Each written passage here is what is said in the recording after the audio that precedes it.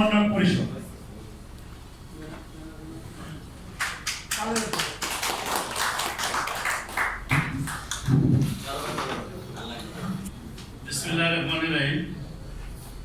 বাংলাদেশ শান্তিমন্ত্রণালয় বিশ্ববিদ্যালয় ফেডারেশনের আজকের এই সাধারণ সভা সাংবাদিক সম্মেলন উপস্থিত ছিলেন।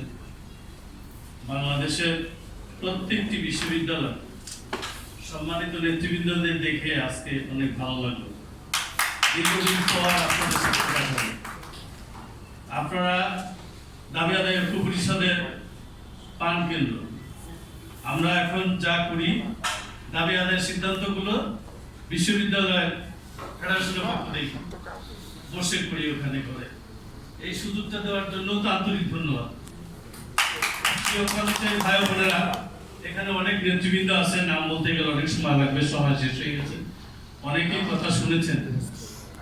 আমাকে চিনেন খুব কম, এখানে যুবক বেশি। দাঁড়িয়ালা দাঁড়িয়ে পাইকে গেছে, পাকনা যারা আছেন তারা চিনেন, আমাকে দেখা যায় এরকম। আমি বহু আন্দোলন করেছি। বাংলাদেশ সরকারি কর্মচারী সমন্বয় পরিষদের সভাপতি হিসেবে এখন আছি, বেলাল মহাসচিব হিসেবে আছেন, ওয়ারেস ভাই ছিলেন, মজুমদার সাহেব ছিলেন।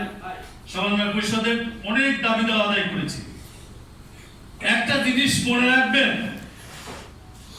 আপনাদের দাবি বাংলাদেশের গণতান্ত্রিক স্বাধীন দেশে, সার্বভৌম দেশে আন্দোলন ছাড়া একটি দাবি আপনারা পান নাই, কোনদিন আনতে পারেন নাই। কথাটা মনে রাখতে হবে।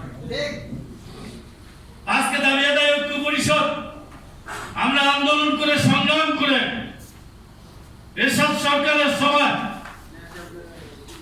উৎসব bonus, time scale, selection grade আমরা আনলাম। 9 দিন সারা বাংলাদেশের অফিস বন্ধ করেছিলাম। তখনও 2-4টা দালাল বেরিয়েছিল। দালাল থাকবে, ওই দালালে কিছু করতে পারল না। আজকে যারা মঞ্চে আছে, যারা আমরা এখানে আছি, আজকে শেষ আলটিমেটাম দেওয়ার জন্য কর্মচারী কল্যাণ ফেডারেশনের বিশ্ববিদ্যালয় নেতৃবৃন্দ যে আয়োজন করছেন, এই জন্য ধন্যবাদ জানাই। অনেক শহীদ হয়েছেন, শহীদদের প্রতি শ্রদ্ধা জানাই, যাদের কারণে আজকে কথা বলতে পারছি। যে 15টি বছর কর্মচারীরা নির্যাতিত, নিপীড়িত হয়েছে, অনাহার দিন কেটেছে, যারা কথা বলতে পারে নাই, আজকে তাদের রক্তের উদ্যোগের কারণে, শহীদ হওয়ার কারণে আজকে আমরা কথা বলতে পারছি। আজকে একটি গণতান্ত্রিক সরকার নির্বাচিত হচ্ছে। 11 বছর ক্ষুধার যন্ত্রণায় আমরা ঐতিহাসিক শহীদ মিনারে ওই 6 তারিখের ফেব্রুয়ারি মাসে যে সমাবেশ হয়েছিল, লক্ষ লক্ষ লোক সেদিন অনাহারে ওই শহীদ মিনারে জমায়েত হয়েছিলেন, বিক্ষোভ মিছিল করেছিলেন তাদের প্রতিবাদ জানানোর জন্য।